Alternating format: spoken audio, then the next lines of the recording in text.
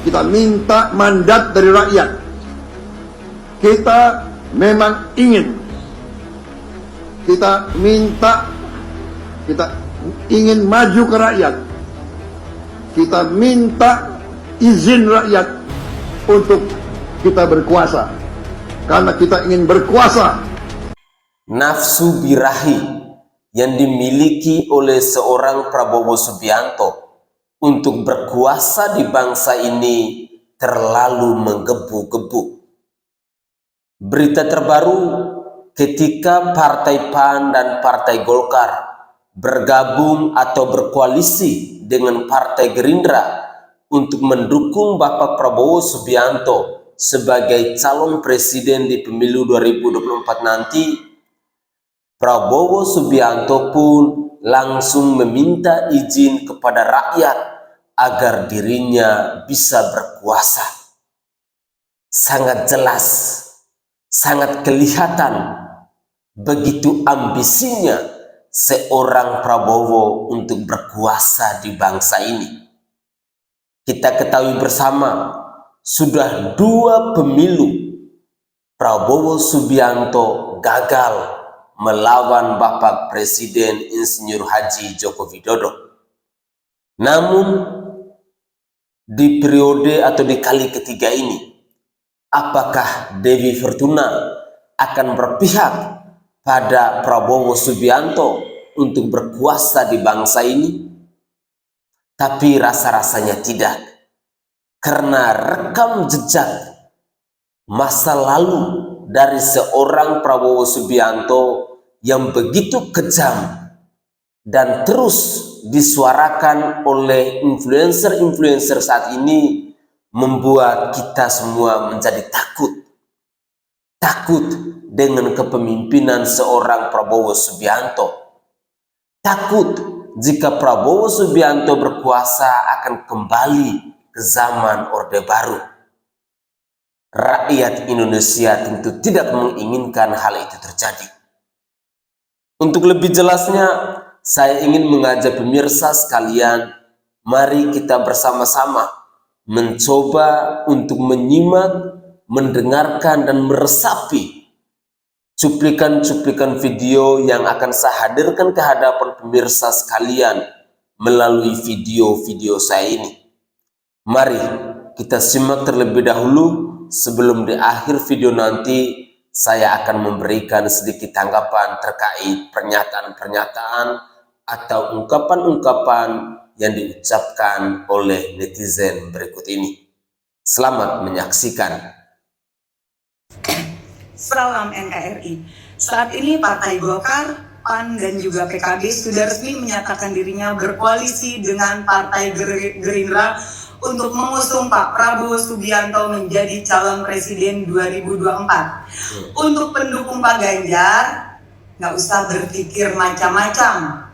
Yang harus kita lakukan adalah pertama, tetap solid, kedua, konsisten, ketiga, setia dengan Pak Ganjar, keempat, terus bergerak sampai akar rumput, edukasi masyarakat, rakyat, alasan kenapa kita harus memilih Pak Ganjar Pranowo. Kita tetap harus semangat memperjuangkan Pak Ganjar Pranowo, dan kita harus optimis bahwa Pak Ganjar Pranowo bisa menang di 2024 nanti. Kenapa? Karena Pak Ganjar Pranowo satu-satunya presiden yang mendulang suara dengan cara sportif.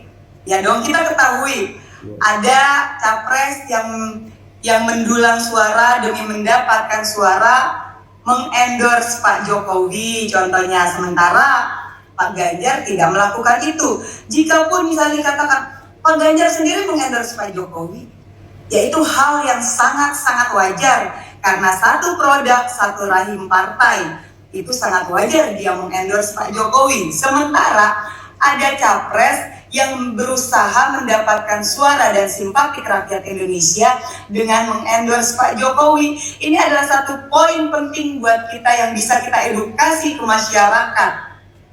Kita bisa jelaskan ke masyarakat mana yang berambisi, mana yang tidak berambisi, itu kita bisa jelaskan juga.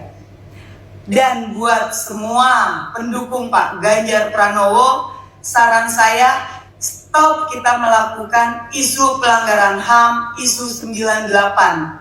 Karena itu sudah tidak berpengaruh. Kenapa saya bilang tidak berpengaruh? Karena saat ini 2024, pemilih terbesar adalah dari Gen Z atau milenial.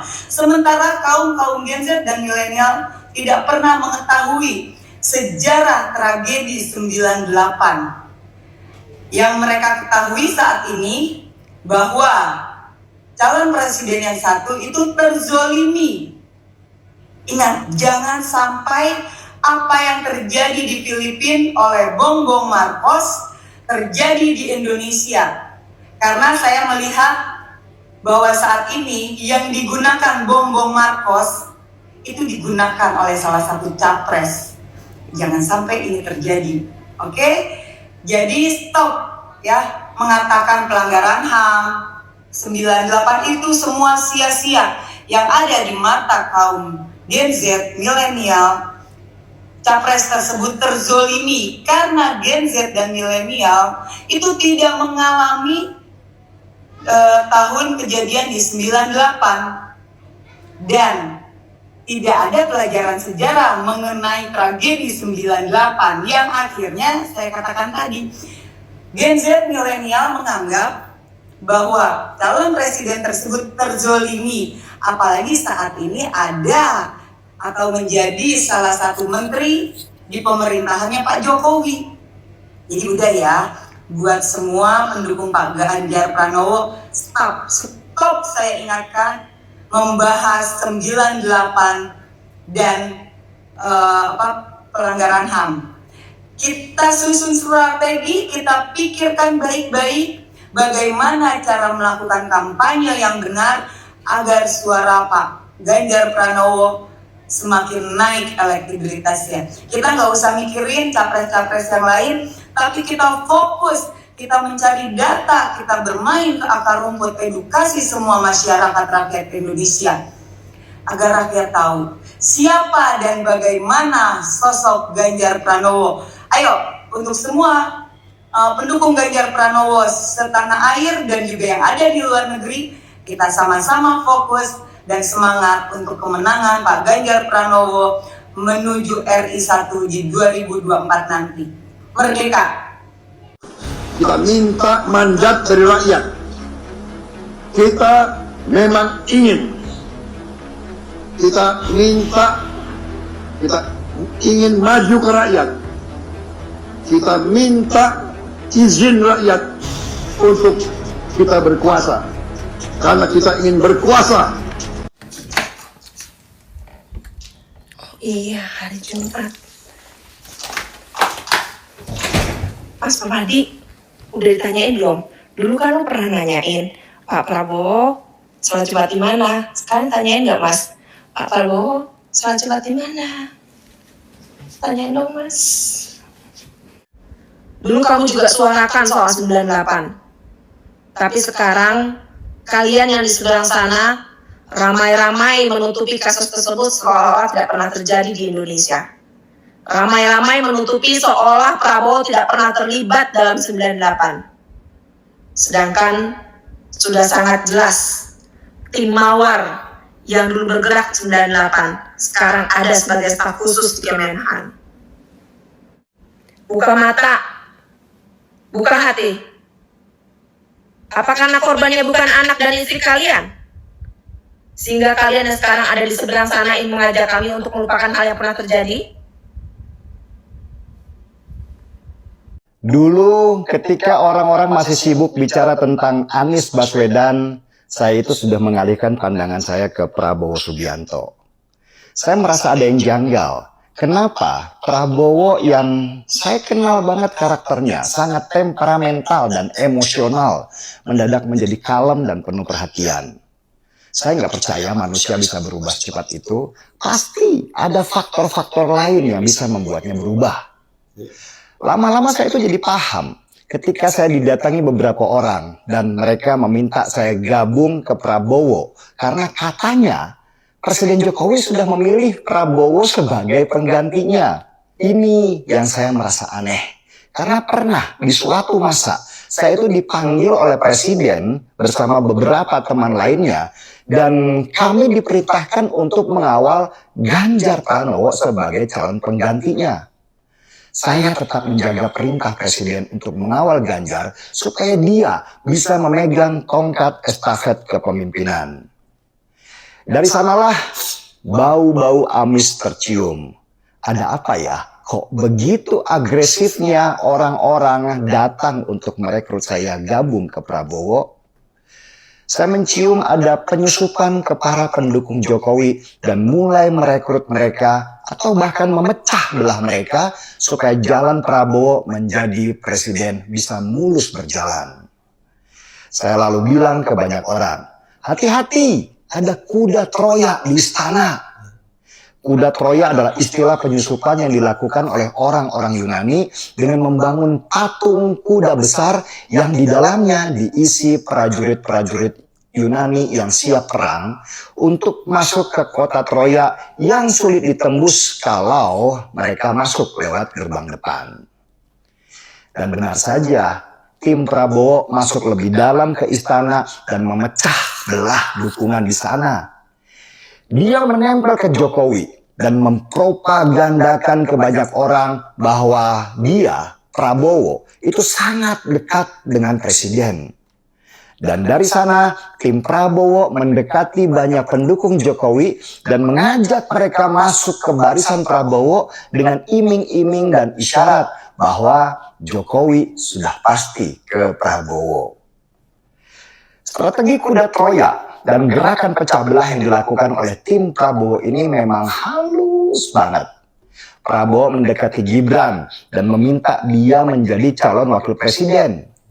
Bukan itu aja, Prabowo juga sudah menyiapkan 2 kepala daerah dari Gerindra untuk menggugat Mahkamah Konstitusi terkait usia calon presiden dan calon wakil presiden yang harus diturunkan sampai ke usia 35 tahun. Langkah Prabowo ini memecah dukungan para pendukung Jokowi. Yang ngeri lagi buat saya adalah langkah Prabowo menggait Gibran sebagai calon wakil presiden ini memantik isu politik dinasti yang akan jadi api panas buat nama baik Jokowi yang sudah terbangun bagus selama ini. Kalau nanti jadi presiden, Prabowo akan mendapatkan kepuasan berkuasa. Tetapi keluarga Jokowi, kalau Gibran bersedia jadi calon wakil presiden, akan menanggung seumur hidup cap politik dinasti yang menghapus semua prestasi Jokowi selama dia memimpin. Keren kan strateginya Prabowo? Strategi pecah belah lain adalah dengan mengajak pertemuan Budiman Sujatmiko dan teman-teman dari Partai Solidaritas Indonesia. Langkah Prabowo ini memecah kembali barisan pendukung Jokowi dan membuat mereka saling bertengkar. Bahkan Guntur Romli, politikus PSI, sampai harus keluar dari partainya karena dia tidak sudi untuk bergandeng tangan dengan Prabowo. Perpecahan di tubuh pendukung Jokowi ini terjadi dan berakibat perpindahan dukungan ke Prabowo. Sedangkan pendukung Prabowo di tahun 2019 tetap pada tempatnya dan tidak beralih menjadi pendukung Jokowi. Hasil survei perpindahan itu membuktikan bahwa Prabowo sampai sekarang tetap memelihara pendukung garis kerasnya untuk tetap di barisan. Sedangkan gabungnya pendukung Jokowi ke Prabowo itu hanyalah bonus saja. Dan perhatikan, siapa yang paling dapat keuntungan dari langkah-langkahnya Prabowo sekarang ini? Ya tentu, itu Prabowo sendiri. Namanya dibicarakan terus-menerus di media sosial. Dia membangun gendang-gendang tarian yang membuat pendukung Jokowi dan Ganjar terus-menerus menari-nari tanpa sadar bahwa mereka diarahkan Prabowo ke medan pertarungan yang sudah dia siapkan. Ini permainan yang sangat halus dan mematikan. Dan kalau PDI Perjuangan dan pendukung Ganjar Pranowo tidak jeli, mereka akan kemakan umpan yang diberikan. PDI Perjuangan harus mengubah gaya bertarungnya dari model karateka yang keras menjadi tai chi yang halus dan meliuk-liuk supaya lawan tidak mengira gerakan selanjutnya. Pertanyaannya, apakah Jokowi sendiri terpancing untuk memakan umpan-umpan Prabowo? Saya rasa enggak. Dari beberapa statement Jokowi, kita akan membaca bahwa Jokowi sama sekali tidak mengatur jalannya permainan yang dibuat oleh Prabowo. Dia malah menikmatinya, sekaligus memberikan pesan kepada PDI Perjuangan untuk mengubah gaya bertandingnya dari gaya yang keras menjadi halus dan mematikan. Dan PDI Perjuangan melalui Puan Maharani tampaknya juga sudah memahami peta medan dan mulai mengubah gaya mereka pelan-pelan. Pertarungan di Pilpres 2024 ini memang jauh lebih canggih dari tahun sebelumnya. Ibaratnya nih ya, kalau dulu kita tarung dengan saling memuntahkan peluru lewat senjata-senjata berat, Pilpres sekarang senjata berat itu diganti dengan drone-drone yang melayang di udara. Kita bahkan susah melihat sekarang ini mana kawan, mana lawan. Sedangkan ularnya, yaitu kelompok garis keras yang dulu muncul di Pilpres 2014 dan 2019 masih belum kelihatan. Saya kok nggak yakin ya kelompok itu ada di Anies Baswedan sekarang. Mereka sebenarnya masih gabung di tim Prabowo, hanya disuruh tiarap sambil menunggu komando kapan waktunya senjata mematikan itu dikeluarkan. Seruput kopinya dulu kawan, pertarungan kita masih belum selesai.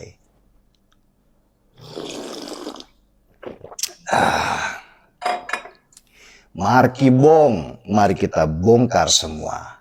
Saya Denny Siregar, kita di acara Timeline.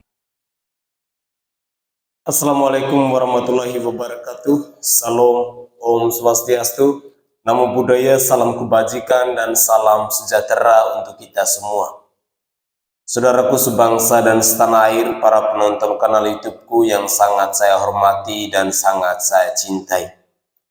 Semakin jelas kemana arah, kemana tujuan dari seorang Prabowo Subianto, calon presiden yang diusung oleh Partai Gerindra, Partai PAN, dan Golkar.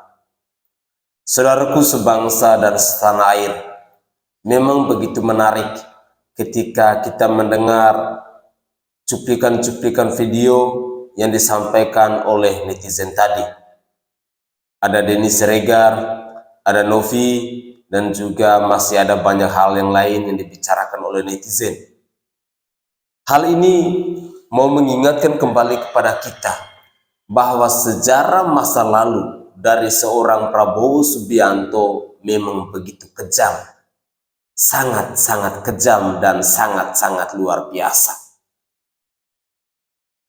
Bagi mereka yang hidup di tahun 90-an, yang hidup di era Orde Baru, berbicara atau menyebutkan saja nama dari seorang Prabowo Subianto, pasti bulu kudungnya langsung merinding. Merinding karena ketakutan, merinding karena kekejaman yang dilakukan oleh seorang Prabowo Subianto. Pelanggaran-pelanggaran HAM berat juga dilakukan oleh seorang Prabowo Subianto. Kasus 1998 juga dilakukan oleh Prabowo Subianto. Artinya bahwa kita kaum milenial, kita generasi Z, walaupun dalam cuplikan video tadi ada yang mengatakan bahwa generasi Z, kaum milenial buta dengan sejarah 98, buta dengan rekam jejak masa lalu, memang benar. Tetapi sebagai bangsa yang baik, bangsa yang bertanggung jawab, harus wajib untuk mengetahui sejarah masa lalu, sejarah masa kelam yang dilakukan oleh Prabowo Subianto. Bangsa yang baik adalah bangsa yang tetap melihat sejarah masa lalu. Saudaraku sebangsa dan setanah air, mari kita berpikir 2-3 kali lagi. Mari kita berdiskusi bersama, kita bercerita bersama dengan sanak saudara kita, dengan keluarga kita. Siapakah sosok yang tepat, sosok yang layak, sosok yang harus kita dukung, atau sosok yang harus kita pilih di pemilu 2024 nanti? Mencari pemimpin yang dengan hati yang tulus, mencari pemimpin yang punya rasa tanggung jawab, memang agak susah, sangat-sangat susah.